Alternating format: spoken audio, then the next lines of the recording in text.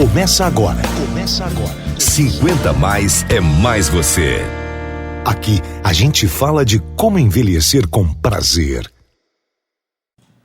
O 50 Mais está no ar em mais uma edição, porque o 50 Mais é mais você. Aqui a gente conta histórias, experiências motivadoras para você, depois dos 50, envelhecer com prazer. E hoje Paulo Viana vai trazer uma história de um empreendedor monteirense, Antônio Mineiro.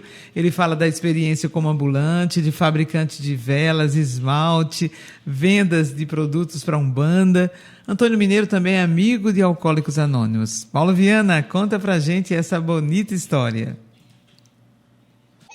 No nosso 50 Mais da rede Cidade de Rádio, vamos começar com Antônio Mineiro, empreendedor monteirense, contando um pouco da sua história. Ele tem 54 anos de idade e fala da experiência, inicialmente como ambulante. Ele trabalhou com fiteiro, com barracas, e depois migrou para o ramo de fabricação de velas. Como foi esse início de caminhada como empreendedor aqui em Monteiro, Antônio?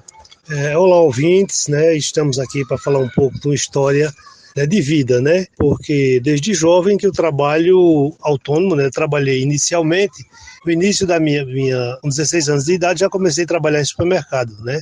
Aqui em Monteiro, na época, tinha poucos supermercados e eu trabalhava em um desses. Não era nenhum, era o único supermercado que tinha na época, né? Chamado Supermercado Bonzão. E eu fui funcionário desse supermercado, trabalhei uns 4 anos. E depois desse supermercado, eu trabalhei como fiteiro na praça, né? Eu tinha um fiteiro de balas, de cigarros. E trabalhei durante uns 7 anos com esse fiteiro e, posteriormente, procurava pesquisando alguma coisa diferente para Monteiro, né? E vinha na ideia de montar uma fábrica de vela, né? Uma mini fábrica de velas. Aí comprei uma máquina e comecei a trabalhar por aí, e no decorrer do tempo cresceu significativamente essa produção, né? Nós tivemos uma ascensão bem significativa na fabricação de vela aqui na região do Cariri, Pernambuco, né?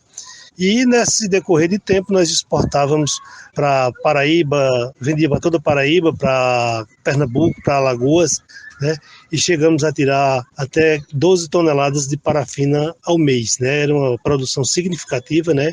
A gente produzia aproximadamente 40 mil velas dia, né? E com o decorrer do tempo a gente trabalhou muito tempo com essa produção bem significativa, né? E hoje, com a dificuldade da mão de obra, a gente reduziu essa produção, né? Porque a fabricação de vela ela ainda continua muito artesanal, né? Hoje a gente fabrica vela do mesmo jeito que se fabricava vela há 50 anos atrás, né? Não teve tecnologia, não teve desenvolvimento, não evoluiu para se produzir. Mas a gente ainda continua fabricando velas, né? Mas como foi esse negócio, né?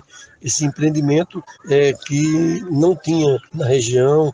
Como é que é a questão da matéria-prima? Como você fez para poder conseguir montar essa estrutura? Naquela época, Paulo, há 27 anos atrás, as coisas eram bem complicadas. Até a informação era difícil naquela época, né? E existia uma revista chamada Grandes Empresas, Pequenas Empresas e Grandes Negócios. Eu comecei a pesquisar naquilo, né, naquelas revistas, e encontrei uma máquina de fabricar vela. E, inclusive, foi até uma propaganda enganosa na época, né, que a máquina prometia uma coisa e era outra completamente diferente. Mas eu comprei essa máquina, né? E essa máquina não dava a produção que eles ofereciam. Não, mas eu já tinha comprado e era muito difícil para reverter a situação. E eu continuei trabalhando com ela e comprei outra máquina mais eficiente, maior, com uma produção maior. E daí a gente começou a investir em novas máquinas e comprar e fazer um investimento significativo. E tivemos, como eu falei, a gente teve uma produção bem significativa. Hoje a gente diminuiu bastante essa produção devido à escassez de mão de obra e ser uma mão de obra muito artesanal, né? Isso tornou-se muito cara, mas a gente ainda continua a fabricação. Por quê? Na época, o emprego era muito difícil, né? Raramente a gente conseguia um emprego. E eu era um pouco visionário, eu gostava de coisas novas, eu gostava de desafio, né? E a questão do desafio, fui para uma área que não existia aqui na região, né? Era totalmente desconhecido. E eu comprei essa máquina, comecei a pesquisar como é que adquiria matérias-primas, né? E comecei comprando parafina em Recife, né? Comprava ela em tablete, em pequenas quantidades, mas o preço era muito alto, né? E posteriormente a gente continua a pesquisa, a gente quando entra no ramo começa a descobrir o mundo, né? E descobri que a fonte principal de parafina no Brasil era Salvador, né? E comecei a fazer contatos com algumas empresas de Salvador, com distribuidoras, né? E comecei a comprar parafina na G-Química, na época outra concorrente da G-Química era Guanabara, e apareceu outras, e hoje a gente compra direto da fonte, né? A gente compra parafina hoje direto de Salvador, só que não compra na Petrobras, porque a Petrobras só vende para distribuidora, a gente compra na distribuidora. E hoje a gente já tem aqueles canais de fornecimento, mas mesmo assim ainda continua difícil, porque a parafina nacional, a produção é muito pequena e não cobre a demanda nacional, né? A produção é inferior, a refinaria não produz o suficiente para fornecer ao Brasil e se importa muita parafina da China, de Israel, para suprir a demanda nacional. Bom, você também derivou para um outro ramo que foi venda de produtos ligados à Umbanda, né? Também um mercado pouco conhecido e que tem poucos na região, né? E você também investiu aí nessa questão da crendice popular, das simpatias, também tem um setor do seu empreendimento que trabalha com isso, né? Paulo, eu sempre, como eu falei, eu sempre gosto de desafio, eu adoro desafio.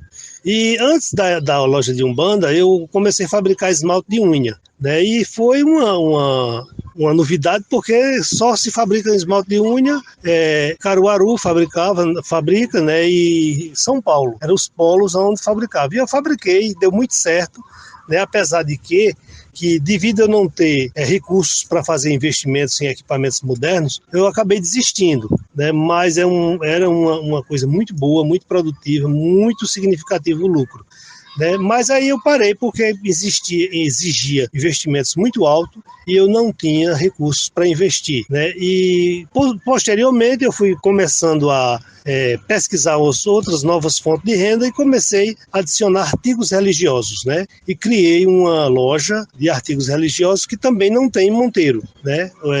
A loja mais próxima que tem de artigos religiosos é em Arco Verde, Campina Grande, né? E hoje tem outra em Afogados da Engazeira porque eu abri uma filial em Afogados da Engazeira. Mas é uma coisa diferente, né? E como eu falei, a gente tem que botar as coisas diferentes para estimular a criatividade, principalmente da juventude, para que continue pesquisando e botando coisas novas, coisas que não existem, né? Porque não adianta a gente criar um negócio que já tenha tantos, né? A gente vai só ampliar a concorrência. A gente precisa botar algo diferente, precisamos de inovar, precisamos de trazer o que a cidade às vezes está precisando. Por quê?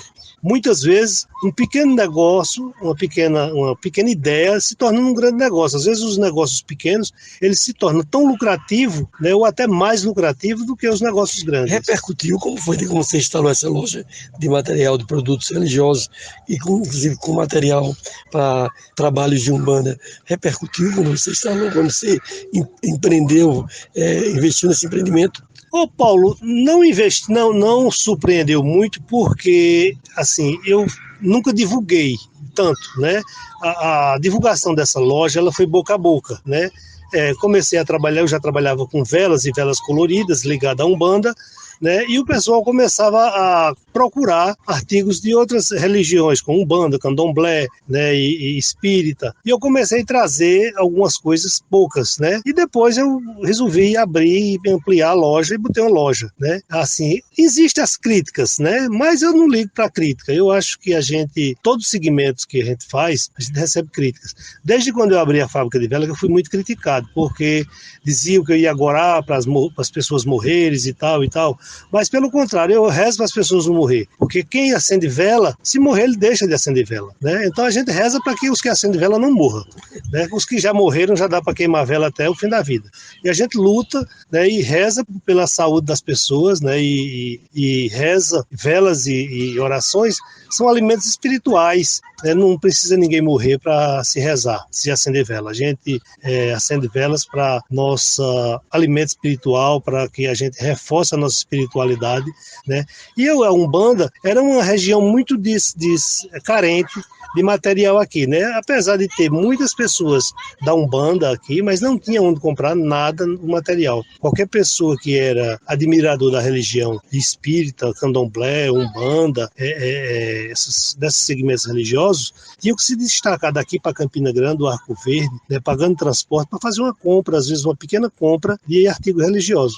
E hoje nós temos aqui em Monteiro que abrangimos toda a região do Cariri, né? Nós temos clientes de Sumé, de Congo, né, de Serra Branca, Prata, Sertânia, né? Inclusive abri uma filial hoje em Afogados da Engazeira, né, que atende também toda aquela região do Vale do Pajeú, né, porque lá também não tinha uma loja, né, que realmente atendesse aquela população segmento, daquela né? região, daquele segmento. Bom, e você tem uma experiência também, além do que já falamos de empreendedorismo, você também tem um trabalho comunitário, social, ligado ao Alcoólicos Anônimos. Como amigo de AA, você também trabalha com o intuito de resgatar vidas, de salvar vidas e contribuir para que as pessoas deixem o vício da embriaguez. Como surgiu esse trabalho com Alcoólicos Anônimos? Olha, Paulo, há 25 anos atrás, a gente tinha aquela roda de amigos, né, e farras e bebedeiras e aquela evolução de amigos bebedores, né, e um amigo meu, ele precisou de ajuda,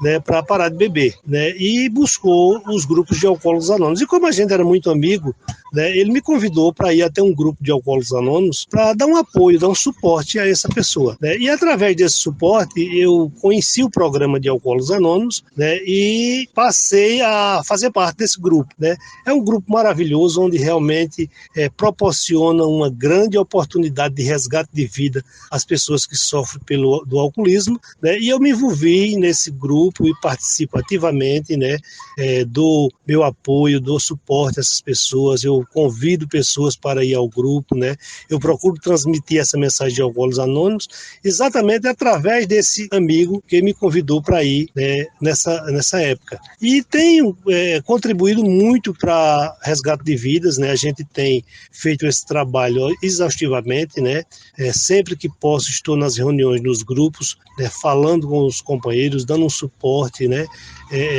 tentando transmitir a mensagem de Alcoólicos Anônimos àquele que ainda sofre, né?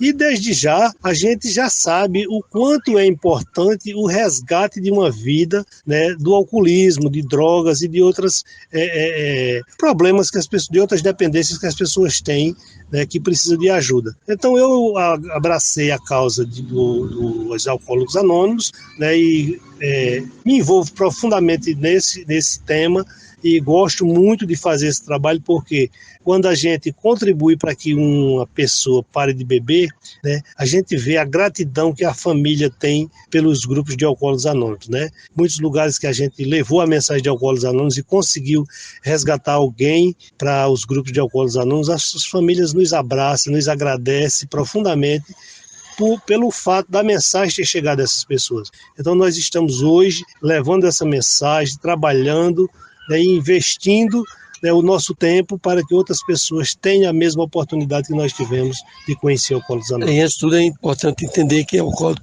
alcoolismo é uma doença e que precisa de apoio, né, de tratamento, dessa ajuda mútua, né, através dos grupos de Alcoólicos Anônimos para resgatar e recuperar essas pessoas, né?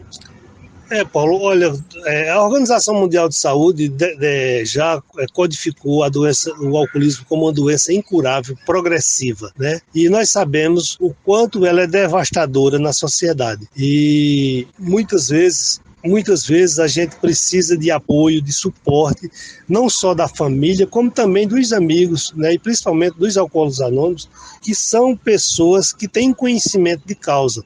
Os Alcoólicos Anônimos, eles conhecem a doença do alcoolismo porque eles são portadores da doença do alcoolismo e conhecem o tratamento porque eles fazem parte de Alcoólicos Anônimos.